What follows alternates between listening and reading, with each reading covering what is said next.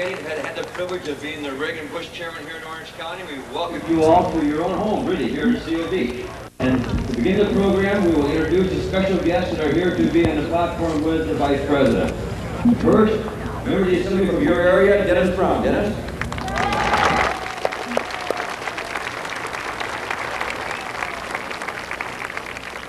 Your CO Beach Chief of Police, Stacy Picasha. Stacy?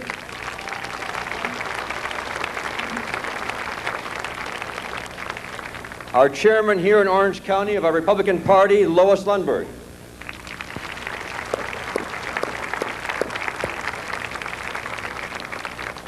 You're a member of the Orange County Board of Supervisors, Harriet Weider.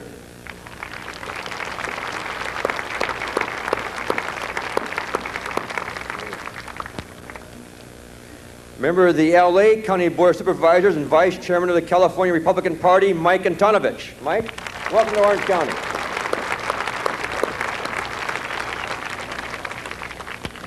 The Reagan-Bush Chairman of Special Voters, Ben Davidian. Ben?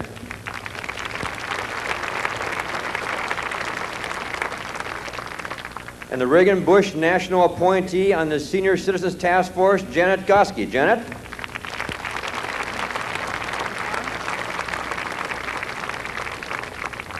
The President of the Golden Rain Foundation, James Murchie. Jim?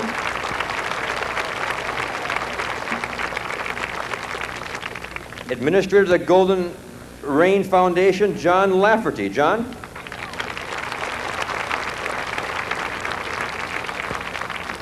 A person that works tirelessly on our behalf in the Republican Party, President of the Leisure World Republican Women Federated, B. Johnson. B.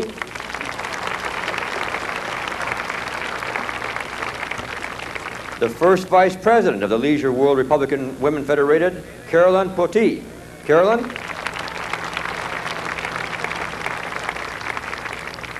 And the Americanism Chairman of your same Republican Federated Women here in Leisure World, Romana Peterson. Romana?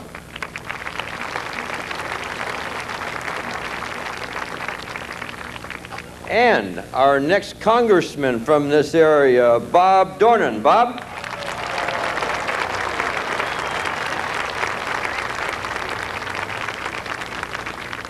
The chaplain of the Leisure World Republican Women Federated, Val Freeman. Val?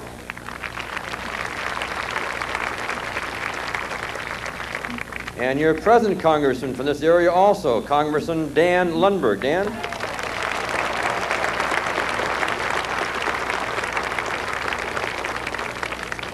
And our great United States Senator, George Murphy. George?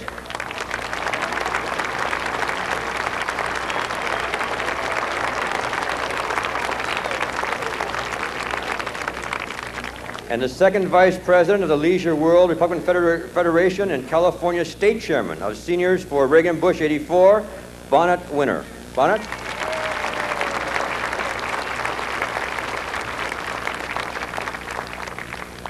And now, ladies and gentlemen, would you all please rise, and I introduce to you Val Freeman and Romana Peterson, Val will lead us in the invocation and the pledge by Romana. Please come forward.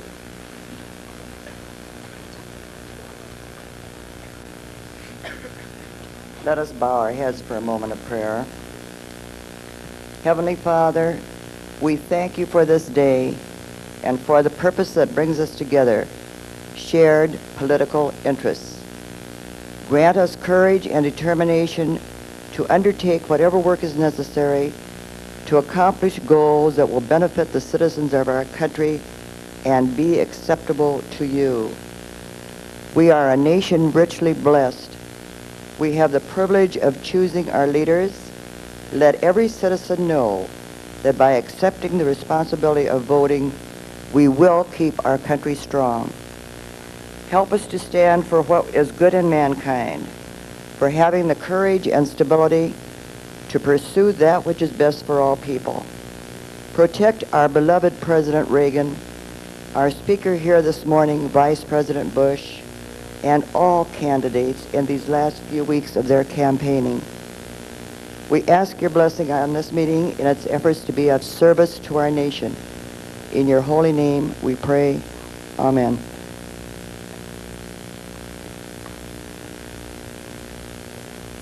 With our hands over our hearts, let us again pledge our allegiance to our flag and our country. I pledge allegiance to the flag of the United States of America and to the republic for which it stands, one nation under God, indivisible, with liberty and justice for all. Please be seated.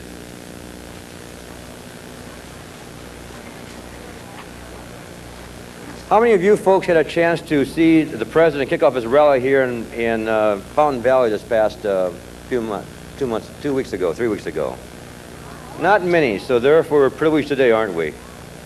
Okay, to begin it, let's, at this point in time, hear some good words from our great United States Senator, George Murphy. George?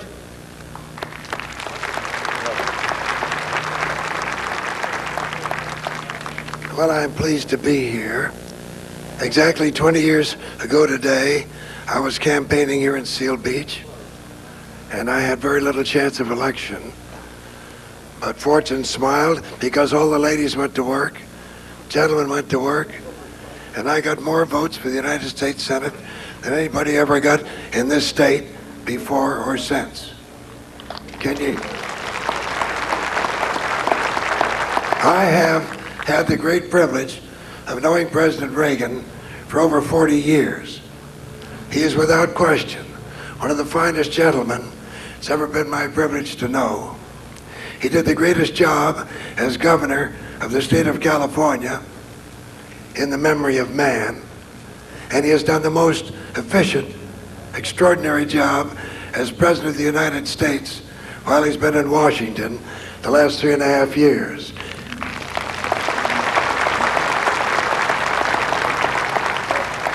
I have known Vice President Bush. I knew his father, served with him in the Senate, Prescott Bush from Connecticut. And I'll tell you, he's the greatest vice president we've had. He's been efficient. He's been on the job. There is no substitute for experience. Now, I also know the opposition candidate, Walter, Mondale. I served with him in the Senate, and I would qualify him as a sort of a liberal socialist. When he talks about the deficit, I would remind him he voted for every spending bill in the 6 years I served in the Congress. He was one of the leaders of the big spenders. And he was apt to go in all directions at one time, never really impeded by facts, in order to arrive at whatever logic he had decided. Now I read in the paper, he's going to campaign in the next debate on peace and war and peace. I hope he recalls that it's his party that took us into all the wars since I was a little boy. That was in 1902.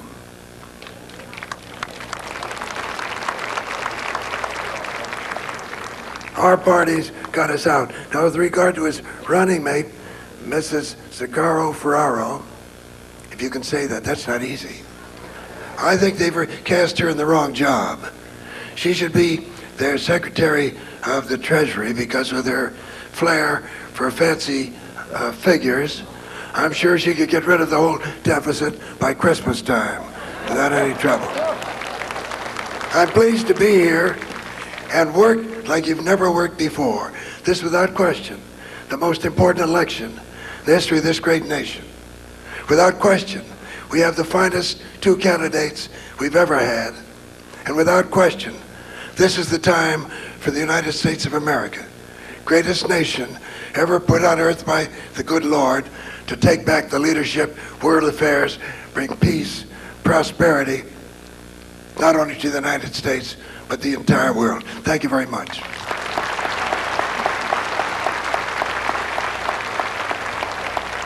Thank you very much, Senator Murphy. You folks are really privileged in this area to have one of the great congressmen in the United States Congress representing you. Of course, I speak of no other than Dan Lundgren. Dan?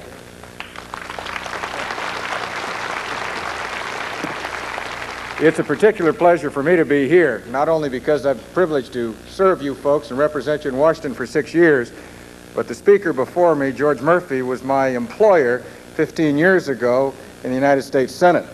When I saw what a job he did and when I saw what needed to be done, it inspired me to come home and perhaps seek office later on.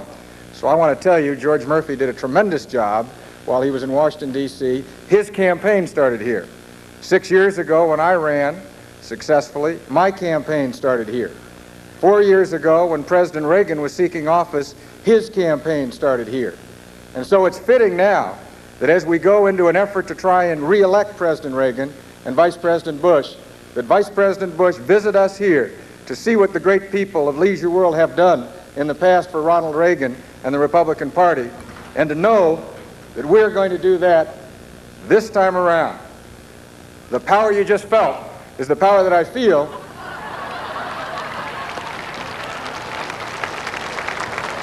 The power you just felt is the power I feel standing here knowing that we have one of the greatest teams that we could possibly have. We were supposed to schedule it for when Vice President Bush was speaking, but sometimes we can't get our timing down very good.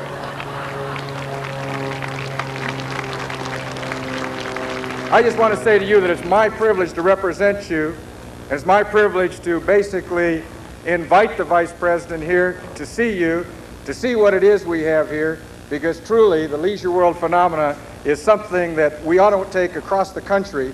It's something that makes sense. You folks, knowing how important it is to have President Reagan continue for 4 more years, know how important it is to have Vice President Bush continue for 4 more years. Let's make sure that we do it. Let's make sure we begin here for 4 more years. Thank you very much.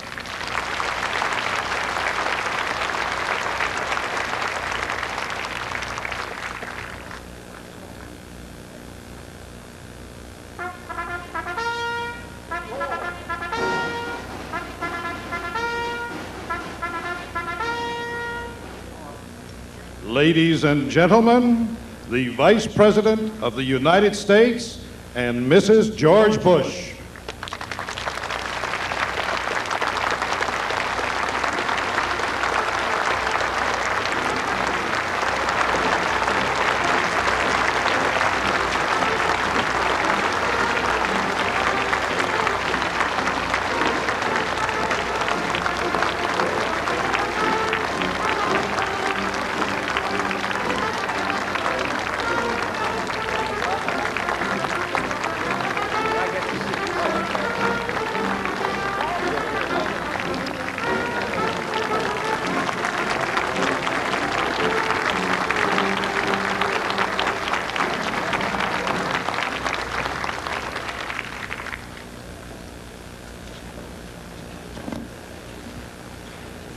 I'd like to introduce now the person who has the distinct privilege of introducing our Vice President, Bonnet Winner. Bonnet?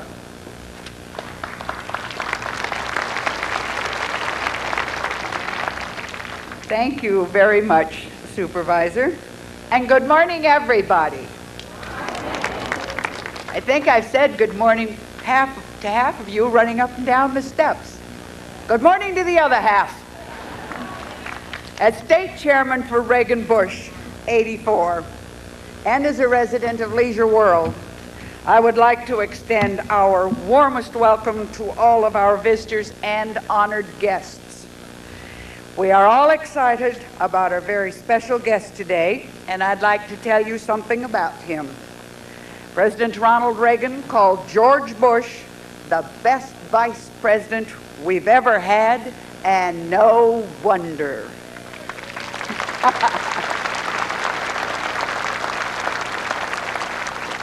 George Bush has made a career of pursuing and achieving excellence from his high school days at Andover, where he was president of his class, and his present duties as the most active vice president America has ever known.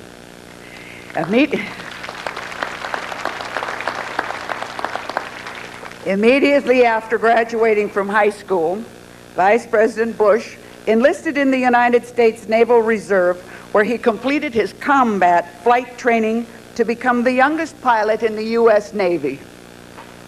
Serving on the Torpedo Bomber Squadron VT-51 aboard the USS San Jacinto, When World War II ended, Vice President Bush finished his education at Yale University, earning Phi Beta Kappa honors.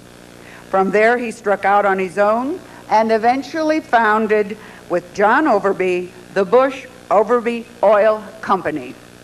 After settling in Texas, he won the 7th Congressional District election in 1966 and was re-elected in 1968. In 1970, he was appointed to replace Charles Yost as ambassador to the United Nations, and in 1973 was named chairman of the Republican National Committee.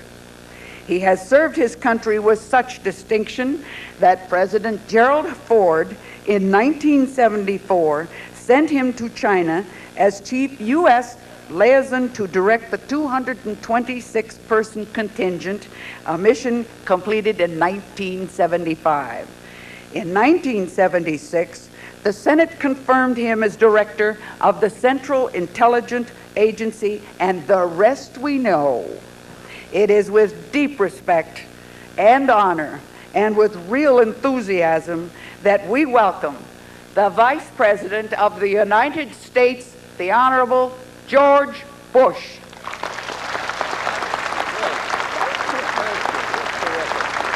Thank you all, ladies and gentlemen. Thank you very much. Thank you so very much. Thank you all for that warm California welcome, and I can tell you one thing. I'd much rather be here than I would be standing on that stage in Philadelphia. This is far better. And I'm so pleased to see our dear respected friend George Murphy.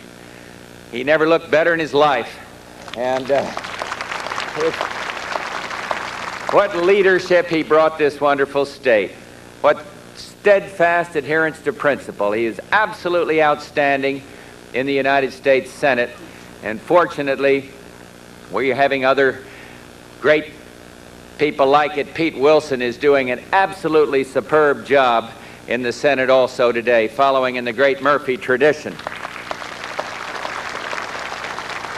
I'm glad to see my friend Bruce Mustandy here.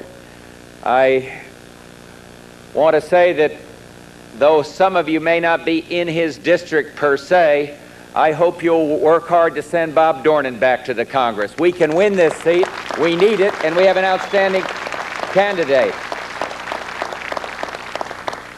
And as for your own Congressman Dan Lundgren, now let me just tell you what was said the other day, and I don't normally talk about what goes on around the president, but they were talking about statesmanship in the House of Representatives. They were talking about the need to fashion legislation, in this instance, relating to immigration. And they were telling the President of the United States that no member of the United States Congress had displayed more pure statesmanship than your own Congressman Dan Lundgren. He is outstanding. And that happens to be true, too.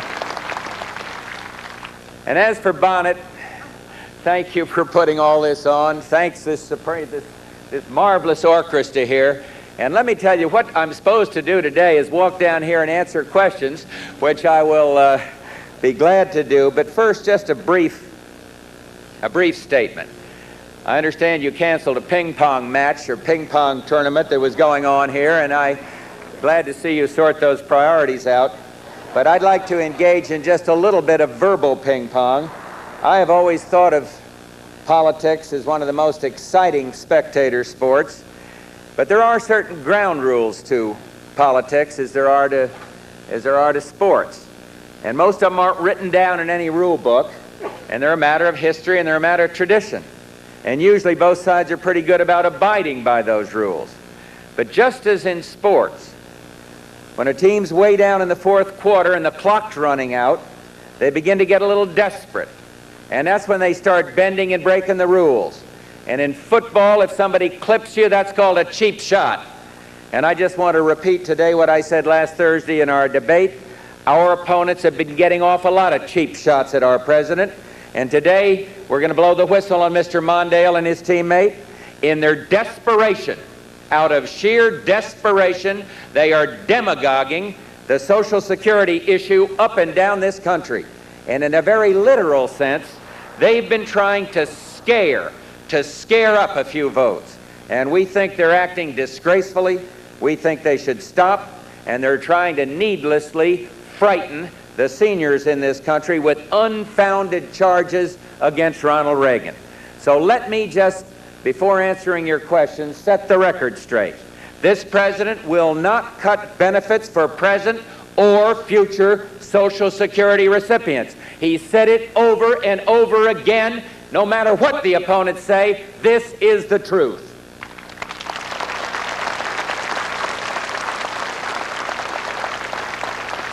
And as Senator Murphy knows, and Congressman Lundgren, Bob Dornan, it was Ronald Reagan who saved the Social Security after years of Democratic mismanagement. And he put together that bipartisan commission, got people together, and led. And it's he who will put Medicare back on a sound financial footing. Mondale doesn't talk much about this, but the so-called deficit reduction plan, which he drew up in September, called for massive reductions, cuts in Medicare, $12 billion in the year 1989. Ronald Reagan is not going to balance the budget by cutting away at the financial security of America's senior citizens. The real threat to all social programs, and everybody here knows it, is the irresponsibility and the economic incompetence of our opponent. We tried his policies 4 years ago, and they were an economic disaster for the United States of America. They produced a shrinking economy with lower and lower productivity and declining take-home pay. And when the economy is ruined, who's going to pay? If it gets ruined, who's going to pay for the Social Security? Who's going to pay for Medicare? How can you expect Walter Mondale to take care of your future when he has failed so miserably as a part of the Carter-Mondale team in the past? No, our president has accomplished what Mr. Mondale said could never be done.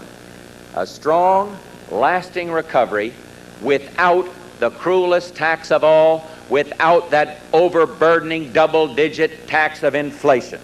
And in fact, we moved way beyond the recovery into the strongest sustained economic expansion in 35 years. You know, with the president at the helm, we can continue on course, and we can secure prosperity once and for all. And in a prosperous country, we will have the resources to fairly and permanently solve any problems that might arise in Medicare or other social programs. We also happen to believe that crime is an important issue. And we happen to think that people shouldn't be prisoners in their houses. We think it's the prisoners that should be in jail. And we've taken a very firm stand on crime, and for the first time, crime is improving, going down. This president's leadership deserves credit for the drop in crime, in my view. And you see, we have a very different philosophy from the liberal Democrats. We think that society is the one that needs protection, not the criminals. And we differ from them because we think it's the victims of crime who need to be helped. And as long as we're in office, we're going to be working to strengthen the protection of society against the attacks of the violent. We're going to keep working to bring peace to our neighborhoods and security to the lives of all America's citizens, young, middle-aged, and especially America's senior citizens. Thank you very much, and I'll be glad to respond to your questions. Can we go down there, Donna? All right.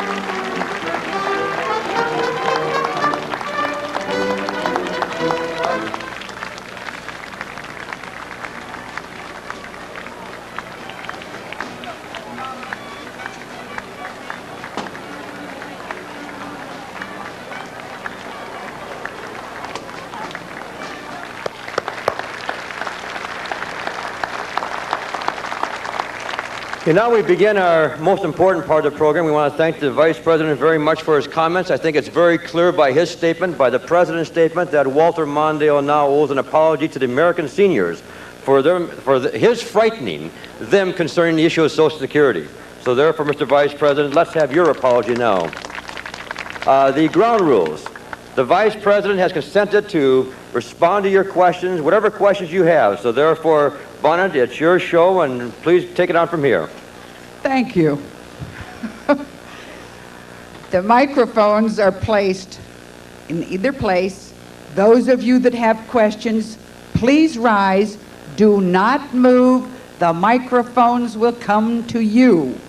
We will start with a question on that side over there. There's one.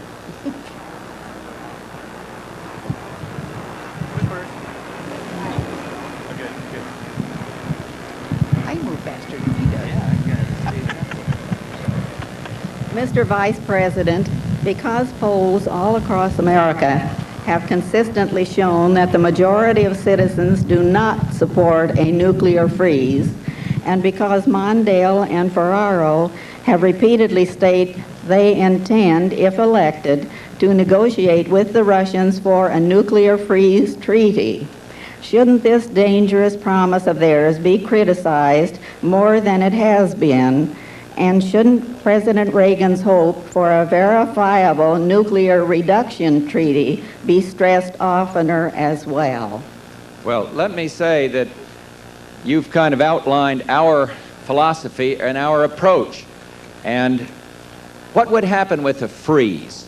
If we negotiated a freeze, and it has appeal to people, it sounds appealing. Stop.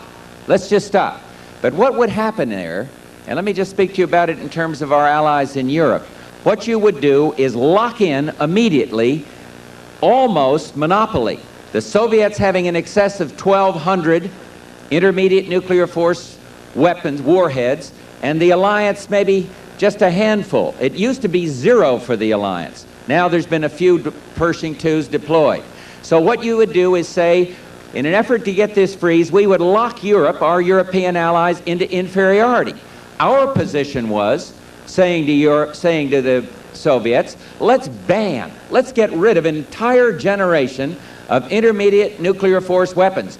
Ban them from the face of the earth. That is a high moral ground position. The best position. And if you're not willing to do that, Mr. Chernenko, if you're not willing to do that, let's work out equal numbers. So you deter aggression by having equality in numbers.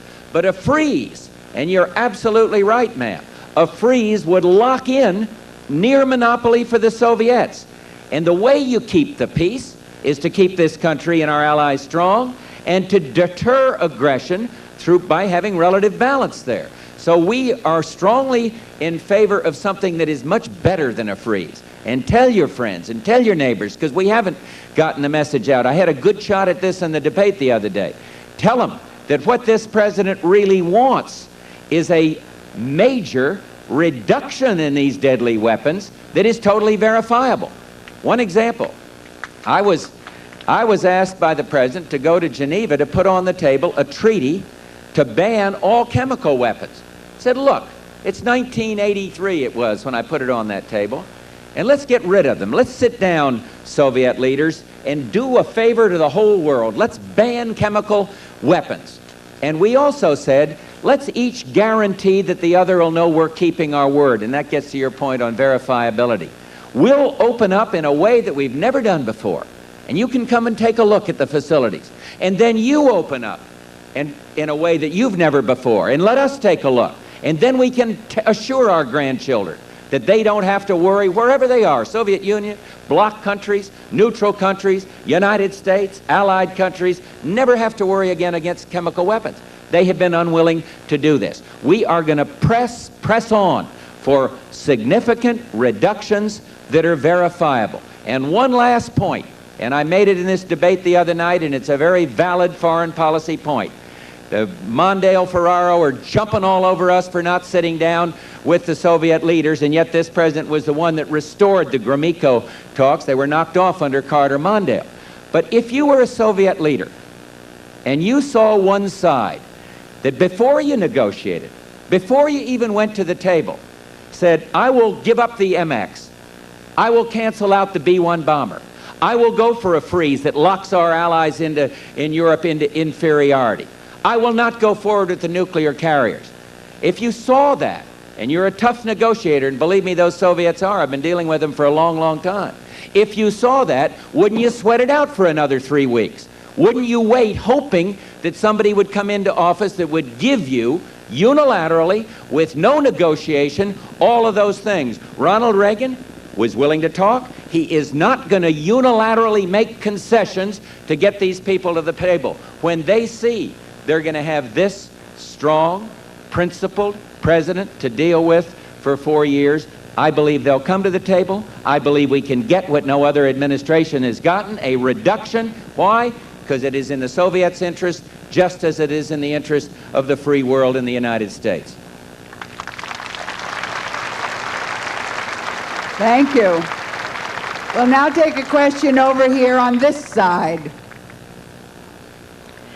I am a representative of Leisure World, one of many in their 70s. And it's getting to be that it's almost a prime with the longevity we have in here. My question is, what are you going to tell that other party about Reagan's age? Well, I'll tell you what I'm going to tell him. I see George Murphy up there. That answers the question pretty well. I'll tell you. But, 82, tell him, and ready. no, but look at him. I mean, and look at all of you. Let me tell you something. That question is answered by those who see this president vital, strong, on top of things.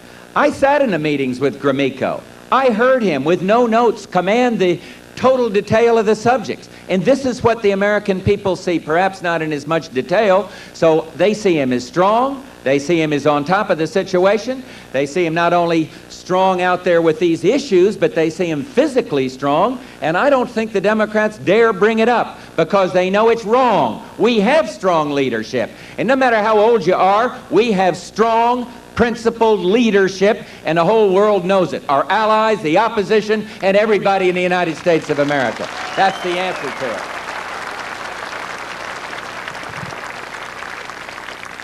We'll now take a question over here on this side. Mr. Vice President Bush, the question that I have is simply this. Mr. Mondale is always considered working with all the unions. Now, here's the point. Our unions are, particularly the car unions, keep wanting bigger prices, bigger prices.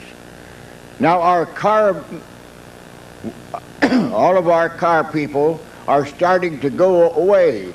Like Ford is going into Mexico. Some are going to Korea. Lots are in Japan. Why are we losing all that work that should be here?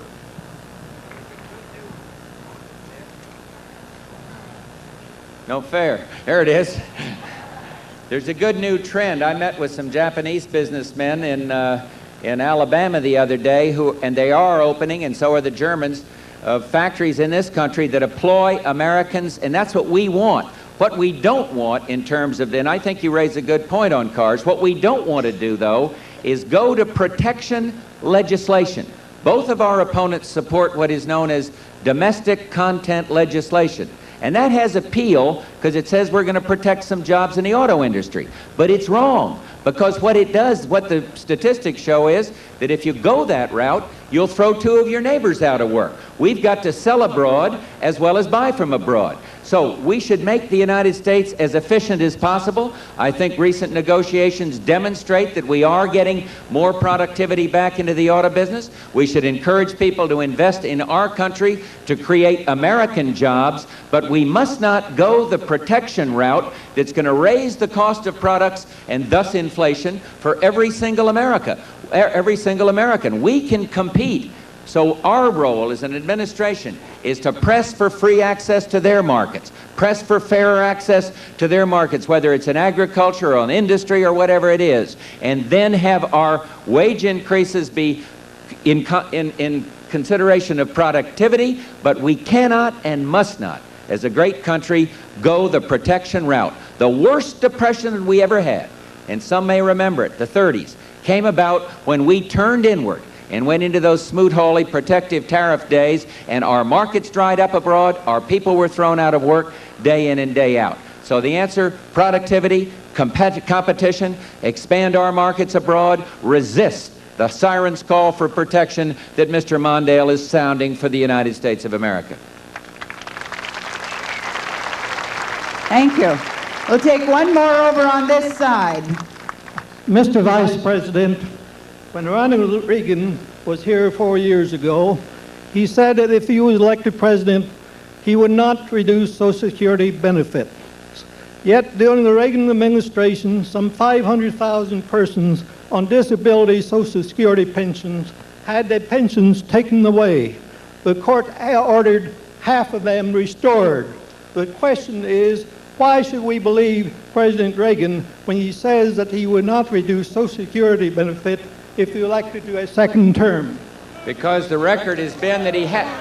That's all right. No, it's a good question, and the record has been the reason I gave in the talk, that the president is the one that saved the Social Security system. It was supposed to be, you know, when Mondale and Carter said that everybody born after 1916 would get less benefits and raise the taxes, the Democrats told us that that they had saved the Social Security system. They didn't save it. We came in and found it was bankrupt. The thing you're talking about was imposed by the Congress and has been corrected under this administration. But having said that, look at the record. The benefits are up. And the people that go around trying to scare the American people in 1984, just as they did in 82, just as they did in 80 about Ronald Reagan and Social Security, are demagogues. They are not telling the truth. We saved the system.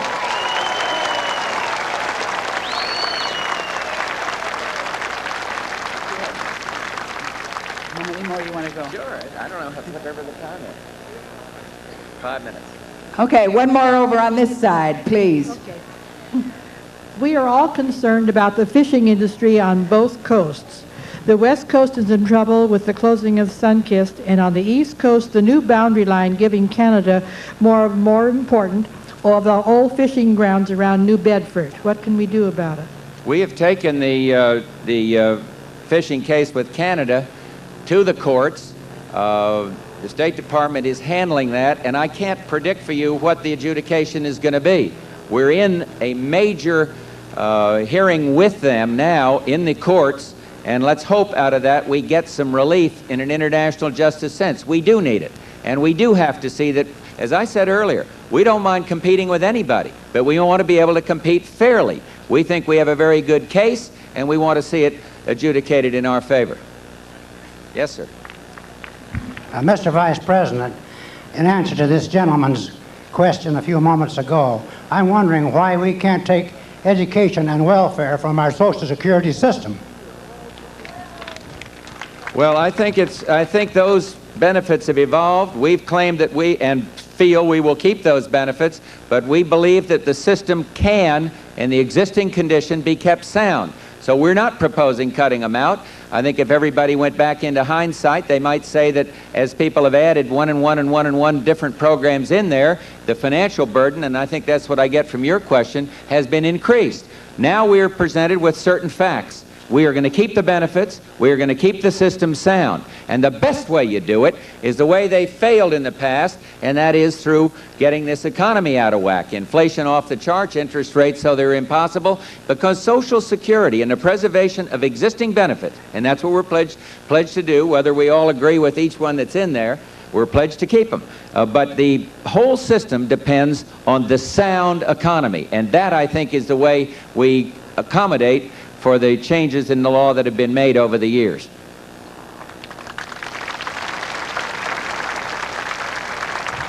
We have time for one more over on this side. We'll get him next. I'll get you next, and we'll get this last one, because this gentleman's been waiting for a long time. Yes, go ahead. Go ahead, sir. Mr. Bush. Mr. Bush. Sir. One of the problems of the citizens of this country is the huge deficit in our budget. Mr. Reagan tells us that it is his belief that by growth of the economy, he is going to be able to reduce that budget. Personally, I think that is a lot of poppycock, and I believe that Mr. Reagan thinks it's a lot of poppycock, because I don't think he is stupid enough to believe that the economy alone is going to reduce it. Now, my question to you is, if you were president, will you tell us specifically what would you do to reduce the deficit? Well, I think, sir, and it is a problem. Nobody denies that. But I don't think the president said we grow and nothing else. One of the things we have done is control the growth of federal spending. I pointed out to you that Social Security benefits are intact, but we've controlled that growth of spending, cut it by about 40%. We still have a long way to go in regulatory reform. That's a third part of the program. We got to do more in efficiency. The Grace Commission has in excess of 2,000 recommendations. And then there's a broader thing that we'd like to have. We'd like to have what many of the states have, a balanced budget amendment to the Constitution that would discipline not just the Congress that appropriates all the money, but the executive branch as well. We'd like to see the line item veto. So those 6 points, if we have them, I believe we can get this down without doing what Mr. Mondale said, and the field in which he's a great expert. The first thing he said is, I'm going to raise everybody's taxes. And he hasn't found one single Democrat, not one, to stand up with him and introduce his bill into the United States House or into the Senate. They are running over the hills by the numbers, leaving him alone, because the American people want to see us hold that line on spending, make government more efficient, do these other things before any taxes are considered. So when you say, I think you're right that the president did emphasize growth. And you remember a couple of months ago at the Democratic Convention, Mondale was saying the deficit's $200 billion. He was wrong by $28 billion. The recovery's been strong enough to make it $172. Recovery will be part of it. But you're right that we're going to emphasize that, but we are going to also go regulatory reform, efficiency, controlling that growth of spending. I'll give you one other number. If this economy grows at, I believe it's 6%, might be 5%, so give me a little room on the facts. The revenues, without doing anything else in taxes, will be $400 billion more by 1989, just the growth that's projected. Then if you control the growth of spending by 1%, cut the growth, the projected growth by 1%, you have a $39 billion deficit in 1989. Now that just gives you some relative feeling of how strong, what growth really means. But no, you're right, we need these other things as well. Last question, right here, sir. Vice President Bush, we all remember Czechoslovakia, Romania, Hungary, Lithuania, Poland, and a lot of other countries, and East Germany, all of which I've been in. I can total up about 55 million people that are in prison for the rest of their lives. And it's going to take a president with backbone to stop that monkey business. And that, all of that, you know what I mean. It's going to take somebody to stop that. The answer to his question is yes, I know what he means, and I think, and you know, he makes a very valid foreign policy point. Sometimes a United States president does have to take action. Let me shift from Eastern Europe, where you point that out, because in Eastern Europe we do have what we call a policy of differentiation, and we don't accept the fact that every country there is forevermore assigned to live behind some barrier. We don't accept it. But let me just suggest to you that when the president took action in Grenada, halfway across the world, took some action, he sent a signal.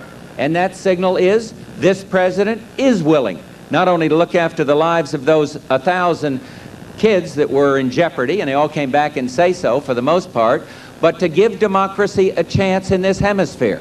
We publicly take the position and stood up on Poland. Our opponents are saying, hey, how come you didn't go meet with the Soviet leaders? Well, when they shot down that airline, This president was outraged by that, and it takes a little time before you can go charging off to Moscow after a wanton, brutal aggression like that. When Solidarność, the solidarity, the union in Poland, was brutalized, it was this president that stood up and mobilized world opinion. And so there's sometimes you're able to act, sometimes you're able to put the administration in a high moral ground. But believe me, I think if there ever was a president in this country who had the backbone you're called for, it's Ronald Reagan. Thank you very, very much. Thank you all. Thank you.